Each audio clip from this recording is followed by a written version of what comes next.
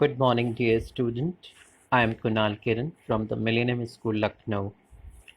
Children, I am starting a new chapter today, that is accounting equation. Accounting equation is based on dual aspect principle, which says that every transaction having two aspects, one debit aspect and another is credit aspect. It also, in other words, it says that every debit has equal and opposite credit. So this equation signifies this concept. So before we start go into the depth of this chapter, I would like to first tell you about the balance sheet. This is this is the format of the balance sheet. This is the format of the balance sheet. Balance sheet has two sides. On the right side, asset side, and on the left side, it's a liability side where capital and liabilities both are written. Right. So on the asset side, we will write all the assets. For example, cash and bank, debtors, stock in trade, furniture, machinery, building, or any other assets which are given in your question. You will write it here. And the same way, capital and liabilities will be written on the left side, that is liability side. You will write whatever the capital balance is there and whatever the liabilities. Liabilities can be several, only two mentioned here. It can be other liabilities, outstanding expenses, bills payable, loan. If there are liabilities, that will be written on this side. But whenever you whenever there is a balance sheet, it is shown that both sum total of both the sides should be equal. Means total asset should always be equal to total liabilities, right? So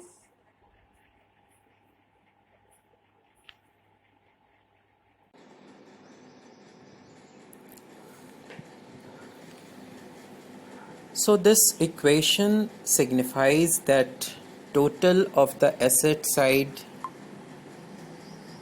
should be equal to the liability side.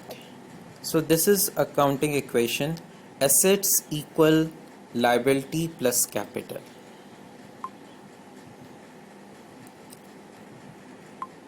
Accounting equation, it is a mathematical expression which shows that the assets and liabilities of the firm are equal.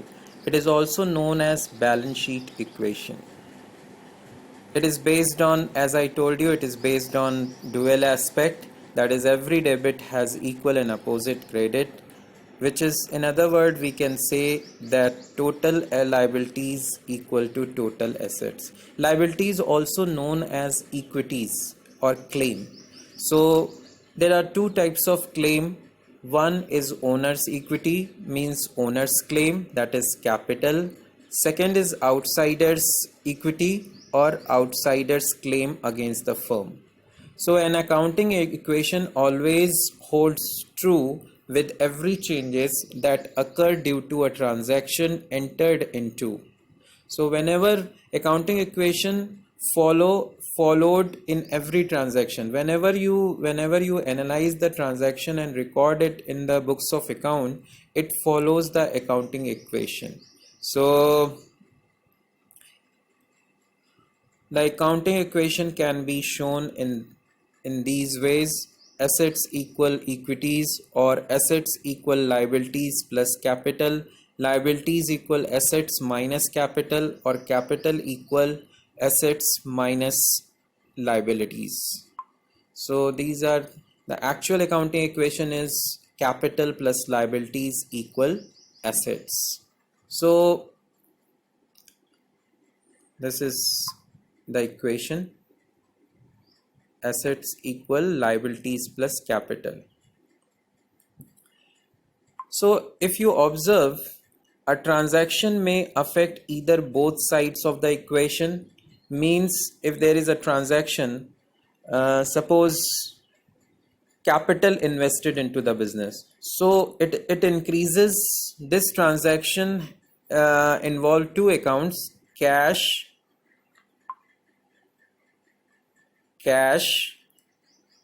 and capital, right? So it increases the cash in the business, and the same time claim of the owner, that is capital, is increasing. Means both the side assets, cash is an asset and capital is a cap, and the capital, both the sides are affected. Asset is increasing, the same amount capital is also increasing, and equation will be balanced. So, rule for equation. What are the rules you should follow? So, if there is any increase in capital, it should be added to the capital. If there is any drawings, it will be deducted from the capital. Second point of what you have to follow, any expenses or losses will be deducted from capital. Any income or profit should be added to the capital. Why you are doing so? Because if there is a loss in the business, that will ultimately, who will bear? That is owner. So if there is a net loss, that will be deducted from the capital. If there is a net profit, that will ultimately added to the capital in the balance sheet. So if you observe this equation, there is no expenses and losses. This is purely a balance sheet equation. So we have to analyze every transaction in terms of assets, liabilities and capital. And if there is any expenses and losses or income or gain in the transaction, that will be, if there is expenses and if the transaction is related to expenses or losses, so expenses and losses will be deducted from the capital. If there is an income or profit or gain in the transaction, that will be adjusted through capital, that is added to the capital. Increase or decrease in asset will be added or deducted from the respective assets. The same way, if there is an increase or decrease in liabilities, will be added or deducted from the respective liabilities. These are the rules. Apart from this, there are some other things. Suppose there is a transaction, interest on capital. So interest on capital, if you remember, the journal entry is for interest on capital is interest on capital account debited to capital, because interest on capital is an expense for the business, and the same time it increase the capital. So as a interest on capital, this is a expense, so it should be added to the capital, and the same time capital is also increasing, so we will also add to the capital. So whenever the transaction related to interest on capital is given in the question, for presenting in accounting equation, we will add and deduct with the same amount from the capital. Same will be followed with the interest on drawing. Interest on drawing is an income for the business, so it should be added to the capital, and the same time drawing is a decrease in capital, so it should be deducted from the capital. Journal entry we have already discussed at the journal stage. And for interest on drawing, the journal entry is drawing account debited to interest on drawing. Now for prepaid expenses.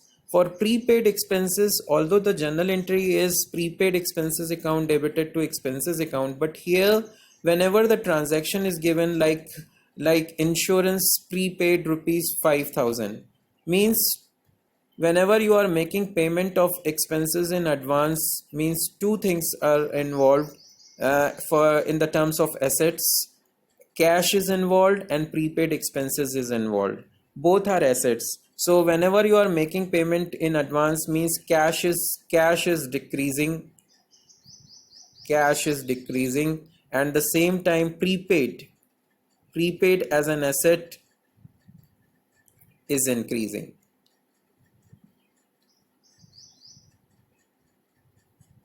right? So accounting equation will be balanced. The same way, if the transaction of advance income or unearned income which is received in advance, so we will add to the cash, and the same time we will show as a advance liability on the liability side. For outstanding expenses, suppose salary outstanding, so salary is an expense, it should be deducted from the capital, and the same time outstanding expenses is a liability and it will be shown as a liability. So capital is decreases and the same time outstanding liability has been increased, so the equation remain unaffected. Now the last one is for today is accrued income or income receivable. That is income which is supposed to be received by the firm but it is not received. So it accrued income is an income, it should be added to the capital, and the same time it will be shown as a accrued income as an asset on the asset side. So equation will be balanced. So I will take a